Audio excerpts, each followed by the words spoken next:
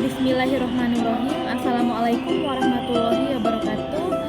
Perkenalkan, nama saya Hilmin Darmawan, NIM 2021A1H072, kelas 1A PGSD, dengan mata kuliah Psikologi Belajar, dosen pengampu Dr. Siti Sanisah MPD. Baik, jadi di sini saya akan memaparkan tentang teori belajar humanistik. Nah, yang pertama, pengertian humanistik. Teori belajar humanistik ialah proses belajar harus berawal pada manusia atau individu itu sendiri. Pendekatan humanistik memfokuskan pada hasil afektif yang telah mengutamakan betapa pentingnya isi dari proses belajar. Belajar humanistik, belajar adalah memanusiakan manusia, yaitu mencapai aktualisasi diri, pemahaman diri, serta realisasi diri secara optimal. Berikut penerapan teori humanistik dalam pembelajaran. Peserta didik dihindarkan dari tekanan pada lingkungan sehingga mereka merasa aman untuk belajar lebih mudah dan bermakna. Berikan kesempatan kepada peserta didik untuk mengembangkan kemampuannya agar peserta didik mendapatkan pengalaman belajar yang bermakna.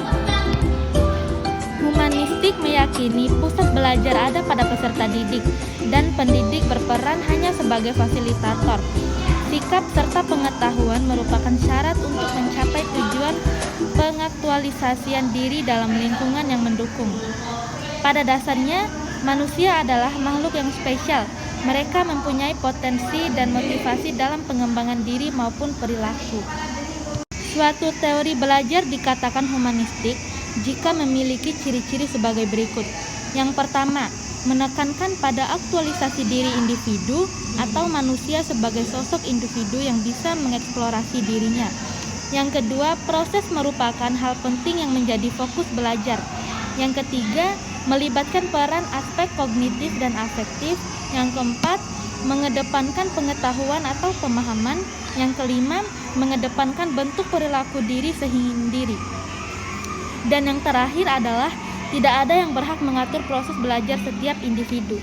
Selanjutnya yaitu teori humanistik. Jadi teori ini memiliki tujuan yang mulia, yaitu memanusiakan manusia. Dalam hal ini, teori dianggap berhasil apabila peserta didik memahami lingkungan sekitarnya serta dirinya sendiri.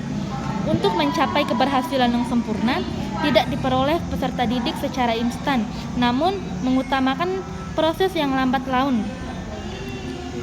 Peserta didik akan memperoleh hasil yang sempurna.